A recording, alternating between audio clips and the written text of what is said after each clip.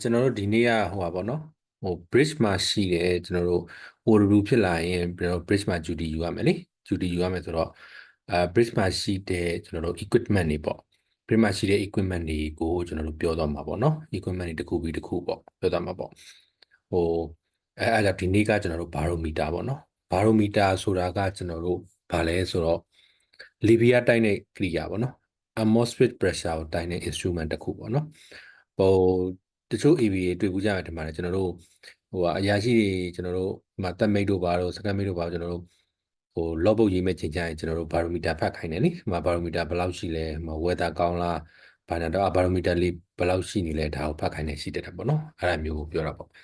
ပေါ့ကျွန်တော်တို့ပုံနေနဲ့ဆိုရင်ကျွန်တော်တို့ဒါလေးဒီလိုပုံလေးပေါ့နော်ဒီလိုပုံလေးပေါ့နော်ဒါတင်မောမှာတွေ့ဘူးမှာပါတွေ့ပြီးပါဒီလိုပုံလေးပေါ့နော်ဒါလေးကိုပြောတာအဲ့တော့သူကဘာလဲဆိုတော့ atmospheric pressure ကိုတိုင်းတာတဲ့ instrument တစ်ခုပါတဲ့နော်လေဖိအားတိုင်းတာတဲ့ကိရိယာပေါ့ unit ကသူကပါရှိတယ်ဆိုတော့ millibar ပေါ့ MB ဒါမှမဟုတ် hectopascal HP တွေပေါ်ပြလေးရှိရပေါ့နော်ပုံမှန်ကျွန်တော်တို့ standard pressure ကတော့987 millibar ဖြစ်တယ်ပေါ့နော် barometer မှာကျွန်တော်တို့ mercury barometer နဲ့ aneroid barometer ဆိုပြီးနှစ်မျိုးရှိရပေါ့နော်နှစ်မျိုးရှိရတဲ့မှာကျွန်တော်တို့အခုခေတ်မှာကျွန်တော်တို့ aneroid barometer ပဲသုံးတယ်ပေါ့နော် mercury barometer တော့ကျွန်တော်ပြောမသွားတော့ပါဘူး Android barometer ကိုပဲအဓိကပြောရမှာเนาะကျွန်တော်တို့အခုအဲကြောင့် Android barometer တဲ့ on board မှာအများဆုံးအသုံးပြုတဲ့ barometer ဖြစ်ပါတယ်တဲ့เนาะသူ့အလုပ်လုပ်ပုံလေးပေါ့เนาะသူ့လုပ်ပုံလေးကဘယ်လိုလဲဆိုတော့ကျွန်တော်တို့ဒီ metallic chamber ပေါ့เนาะသူ့ရဲ့ဒီ equipment အနောက်ထဲမှာ metallic chamber လေးရှိတယ်အဲမှာသူက partially vacuum လုပ်ပြီးအလုံးပိတ်ထားတယ်ပေါ့အဲမှာပြင်ပကျွန်တော်တို့ပြင်ပမှာကျွန်တော်တို့အပြင်မှာလေပြားပြောင်းလဲပြီဆိုတာနဲ့အဲ့ဒီ chamber ပေါက်တွေကလေတူးကလည်းပြောင်းလဲသွားတယ်ပြောင်းလဲပြီးတော့အဲ့ဒီ vacuum chamber လေးကကျွန်တော်တို့ဘယ်လိုဖြစ်လဲဆိုတော့ကျုပ်လိုက်ကြွလိုက်ဖြစ်တယ်ပေါ့နော်ဖြစ်တယ်အဲ့လိုဖြစ်လိုက်တဲ့အချိန်မှာ chamber box ပြီးတော့ pointer လေးနဲ့အဲ့ဒီ chamber box လေးကိုကျွန်တော်တို့ကဗါလဲ spin lever တွေဂျားမှာခံပြီးတော့တဲ့ကျွန်တော်တို့ pointer လေးနဲ့ဆက်ထားတယ်အဲ့လိုပေါ့နော်ဒီကျွန်တော်တို့ pointer လေးပေါ့ဒါလေးကကျွန်တော်တို့ pointer လေးပေါ့နော်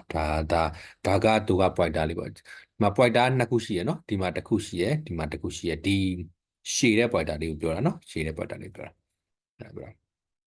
အဲ့လေးနဲ့ဆက်ထားတယ်ပေါ့နော်အဲ့လို vacuum chamber ထဲမှာအဲ့လိုလေဖိအားပြောင်းနေတဲ့အထဲမှာလည်းပြောင်းပြီးကျုပ်လိုက်ကြွလိုက်ဖြစ်နေတဲ့အချိန်အဲ့မှာ spin lever တွေကလှုပ်တဲ့အခါမှာ pointer ကလည်းလှုပ်ရှားပြီးတော့တဲ့ dine quad ပေါ်မှာ let's see pressure point ကိုပြပေးပါတယ်ပေါ့နော်အဲ့လိုမျိုးပြောထားတယ်ပေါ့နော်အဲ့တော့ကျွန်တော်တို့ pressure point မှာ pressure pointer လေးမှာနှစ်ခုရှိတယ်ခုနက adjustable pointer ဆိုပြီးတော့ pointer နှစ်ခုပါတယ်ပေါ့နော်အဲ့တော့ pressure pointer ကလက်ရှိ pressure ကိုဖော်ပြပြီးတော့ adjustive pointer က marking လုပ်ပြီး record လုပ်ရတယ်ပေါ့နော်ဘယ်လိုမျိုးလဲအဲ့တော့ pointer နှစ်ခုရှိတယ်တစ်ခုကဘာလဲဆိုတော့တကယ်ပြပြီးရခုနလိုအထက်က metallic chamber လေးကပြောင်းပြီးတော့လေတူးကပြောင်းပြီးတော့ vacuum chamber လေးကကျွန်တော်ပြောင်းပြီးတော့ spin lever ကိုထိပြီးတော့ကျွန်တော် pointer လေးကဒိုင်ခွက်မှာလာပြတယ်ပေါ့နော်အဲ့ဒီ pressure pointer နဲ့နောက်တစ်ခုက adjustable pointer ကျတော့ကိုယ်တိုင်ပြောင်းလို့ရတဲ့ pointer လေးပေါ့အဲ့လိုဆိုပြီးတော့ pointer နှစ်ခုပါတယ်ပေါ့နော်အဲ့နှစ်ခုကဘာလို့ထားရတာလဲဆိုတော့ကျွန်တော်တို့ဥပမာပေါ့နော်ကျွန်တော်တို့ဘာရိုမီတာဆိုတာကအခုလေပြားအတည်တဲ့အတိုင်းပဲလေလေပြားကနဲလာရင်လေပြားနဲသွားရင်ရာသီဥတုဆိုးလာတာပေါ့နော်လေပြားများသွားရင်ရာသီဥတုတဖြည်းဖြည်းနဲ့ကောင်းလာတာပေါ့နော်အဲ့ဒါဆိုတော့ဥပမာအဖြစ်ကျွန်တော်တို့ဒီမှာပေါ့နော်ဟက်တိုပါစကယ်နဲ့တွက်မယ်ပေါ့ထားပါတော့ဥပမာကျွန်တော်ကျွန်တော်97ဟက်တိုပါဥပမာတော့1000ဟက်တိုပါစကယ်ရှိတယ်ပေါ့ဒီမှာအခုဒီမဲလေးကိုကျွန်တော်ဒီမှာထားရပဲထားပါတော့1000ဟက်တိုပါစကယ်ရှိတယ်နော်အရင်ဆုံးမှာထားပါတော့990ဒီကောက်ရှိဟက်တိုပါစကယ်ရှိတယ်ရှိပြီးတော့ကျွန်တော်တို့ဥမာကျွန်တော်တို့အခုထားပါတော့9နာရီပေါ့ည9နာရီမှာဖတ်လိုက်တယ်ဖတ်ပြီးတော့ညတယ်နောက်ထပ်9နာရီခွဲမှာထပ်ဖတ်တယ်ထပ်ဖတ်တော့သူကဘယ်လောက်ဖြစ်သွားလဲဆိုတော့ကျွန်တော်တို့ဒီမှာ990ပေါ့နော်ဒါ990ဆိုတာ995ပေါ့ဒီနေရာလေးဆိုရင်995ဒါဆို995ဟက်တိုပါစကယ်ဖြစ်သွားတယ်ပြောပြရတာပေါ့နော်ဒါ example ပေါ့ဘာလို့ဟက်တိုပါဖြစ်သွားတယ်ဆိုတော့ဒါဘာဖြစ်သွားလဲဆိုတော့ကျွန်တော်1000ကနေကျသွားတယ်ဂျဖိနဲ့ကျလာကျလာတယ်ဆိုတော့ဒါဆိုနောက်8နိုင်ကျရင်ကျွန်တော်ထပ်ဖတ်မယ်ထပ်ဖတ်မယ်ဆိုတော့ကျွန်တော်တို့ကစောက်ထဲမှာအခုဒီ950 995ဆိုတော့ကျွန်တော်မှတ်မထားတော့ပဲအဲ့ဒါဘာလုပ်လိုက်လဲဆိုတော့ကျွန်တော်တို့ဒီ pointer လေးပေါ့ဒီရွှေရောင် pointer လေးကိုကျွန်တော်တို့ကဒီဘုတ်လေးကိုပေါ့ဒီဘုတ်လေးကိုကျွန်တော်တို့ကလှည့်ပြီးတော့ဒီနားလေးကိုထားလိုက်တယ်ထားလိုက်ပြီးတော့နောက် 8 နာရီလဲကြာကျွန်တော်ထပ်ဖတ်တယ်ထပ်ဖတ်တော့ဒီအမဲပွိုက်တာဒါ pressure ပွိုက်တာပေါ့ဒီမဲပွိုက်တာလေးကဥပမာ990မှာတွားပြနေတွားပြနေတယ်ဆိုတော့990မှာအမဲ pressure ပွိုက်တာလေးရှိမယ်ဒီပွိုက်တာလေးက adjustable ပွိုက်တာဒီ adjustable ပွိုက်တာလေးကဒီ995မှာရှိနေတယ်ပေါ့နော်995ရှိနေဆိုဒါဆိုကိုကဘာဖြစ်သွားလဲအရင်နိုင်ဝက်တော့ဖတ်တာတော့995အခုဖတ်လိုက်တော့990ဆိုတော့ pressure ဘာဖြစ်သွားလဲဆိုတော့ကျသွားတယ်ကျသွားလို့ဆိုတော့အရင်နိုင်ဝက်မှာရှိတဲ့ weather ထက်အခုကပို့ပြီးတော့ဆိုးလာတာပေါ့နော် weather ဆိုးလာတယ်ဒါကိုကျွန်တော်တို့က pressure ကိုချိန်ပြီးခန့်မှန်းလို့ရတာပေါ့ခန့်မှန်းလို့ရတဲ့အတွက်